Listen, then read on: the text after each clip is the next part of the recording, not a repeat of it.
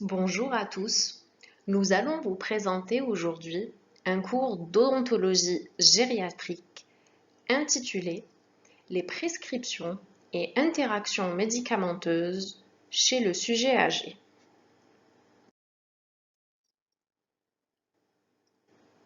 Au fur et à mesure de notre cours, nous allons débuter par quelques définitions afin de mieux comprendre le cours.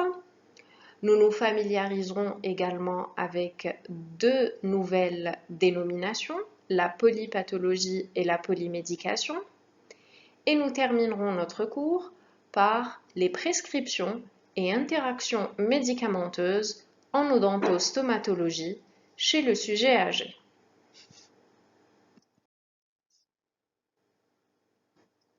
La population vieillissante est en croissance dans le monde, mais c'est surtout le groupe des personnes très âgées qui va augmenter au cours des 30 prochaines années.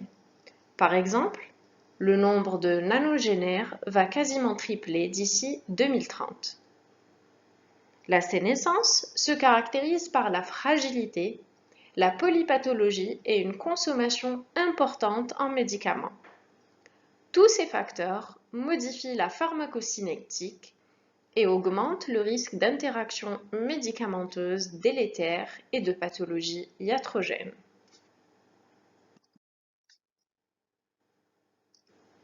La prescription médicamenteuse est un acte considéré comme majeur de l'activité médicale et doit être conforme aux données de la science, mais aussi à l'intérêt du patient, sans jamais se départir du principe de raison proportionnée.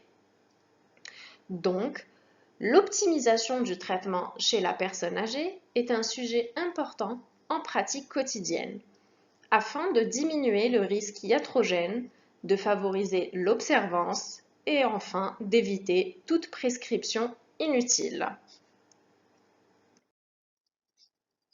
Débutons notre cours par quelques définitions utiles. Selon les recommandations de la Haute Autorité de la Santé en juillet 2008, la prescription médicamenteuse chez le sujet âgé est définie comme telle.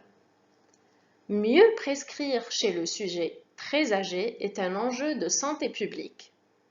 Si le médicament est avant tout une chance, la polymédication, souvent légitime, augmente le risque iatrogène et peut diminuer l'observance. La prescription, dite complexe, peut être optimisée en repérant les excès de traitement appelés overuse, la prescription inappropriée, misuse et l'insuffisance de traitement, underuse. Commençons par définir la surutilisation, dite overuse.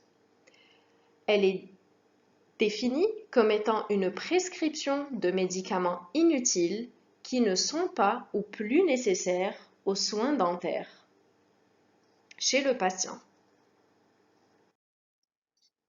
La mauvaise utilisation ou misuse est la prescription de médicaments qui ont une balance bénéfice-risque en défaveur du malade.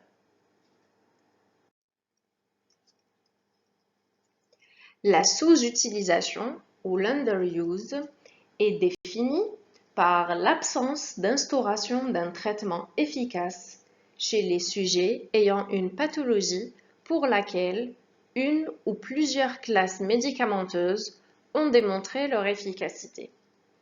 La notion d'underuse inclut la sous-prescription, mais aussi le sous-dosage et le sous-diagnostic.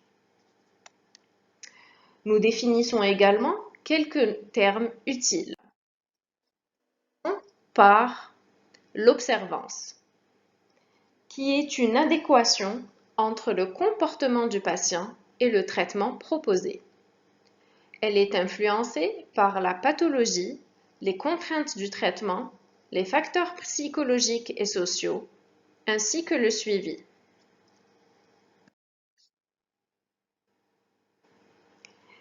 Les interactions médicamenteuses sont définies selon le Vidal comme lorsque la prise d'une substance modifie l'effet d'un ou plusieurs autres principes actifs présents au même moment dans l'organisme.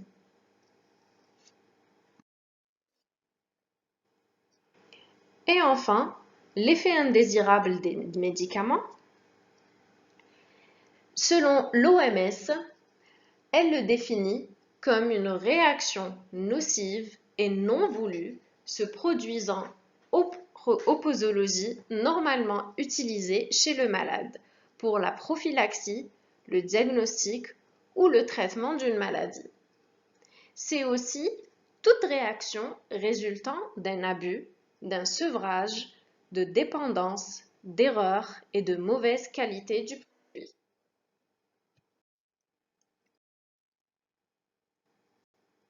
Définissons également la polypathologie et la polymédication.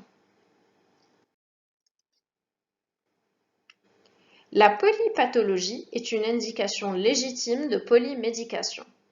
Dans un contexte de polypathologie multiple, le médicament permet d'atténuer les symptômes, de prévenir certaines complications et de parfois même de guérir. La polymédication, quant à elle, augmente le risque iatrogène, diminue la qualité de l'observance et a un coût élevé. L'instauration de tout nouveau traitement doit donc être réfléchie.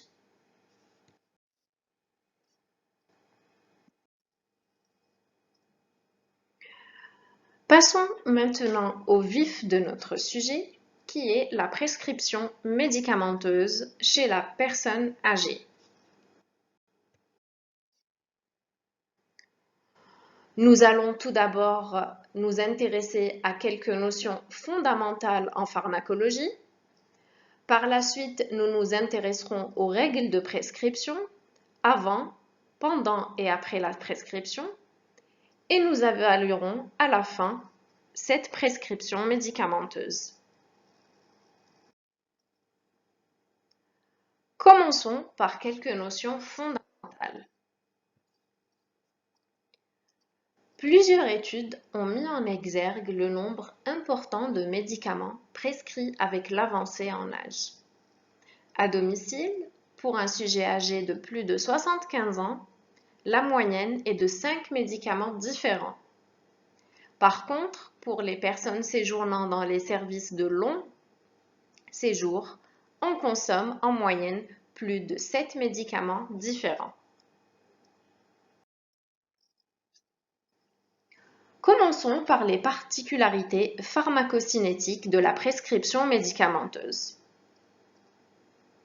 Le cheminement d'un médicament dans l'organisme est caractérisé par des mécanismes d'absorption, de transport, de diffusion, de distribution et d'élimination. Plusieurs de ces mécanismes peuvent être altérés chez les sujets âgés et encore plus très âgés. L'absorption digestive se réalise le plus souvent par le tractus gastro-intestinal et représente la première étape de la pharmacocinétique. Elle semble peu affectée par l'âge. Seul le transport actif du calcium diminue avec l'âge. Toutefois, les médicaments peuvent entraîner des modifications du goût et une diminution de l'appétit, une irritation de la muqueuse buccale et une diminution du péristaltisme œsophagien. La distribution. Au cours du vieillissement, le volume de distribution des médicaments hydrosolubles diminue, ce qui augmente leur taux sérique et la posologie doit ainsi être ajustée selon le poids. Les médicaments par contre liposolubles, comme les psychotropes, s'accumulent au niveau du tissu adipeux, ce qui prolonge leur action.